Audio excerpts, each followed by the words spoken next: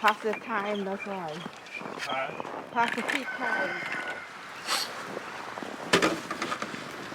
What's the temperature? I don't know. Oh, you didn't ask this morning? We ask every morning. Probably like 10, but then with the wind chill. It is? That how much?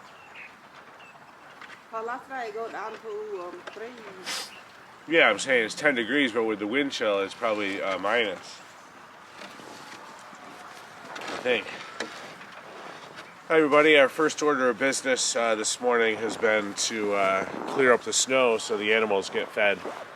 We don't have anywhere to go, right now, right away. So the driveway is still deep, buried in snow, mostly from the snow drifts. I went out yesterday and I did snow blow at one time, but while it was still snowing and knowing that the snow is going to go on there again. But I think a lot more snow came down afterwards than what was expected. Plus with the wind and the snow drifting, it's still pretty high, probably just over a foot. As my eyes water from the wind, probably just over a foot. You know, everywhere after what I did yesterday. So we. What'd you say? Knee high? Yeah. Yep. So after what I did yesterday, so probably I would say total we may have gotten like around 16 inches or maybe a little bit more. But right now all the paths are cleared out for us bringing out the water and the feed for all the animals. The deck is all, I brought the snowblower right up to the deck, got that clear, and then shovel around the edges. We just gonna bring the shovel into all the where the ducks are, and then the 1, 2, and 3 coops, because I don't bring the snowblower into there. We primarily walk through and trample that, and then shovel a little bit, and then bring it over to number 5. We're gonna get them fed, and then work on the front of the house afterwards. Get into the driveway. So this is the day after the blizzard, or the bomb cyclone, as they would call it here in the Northeast. So enjoy the video, and thanks for watching.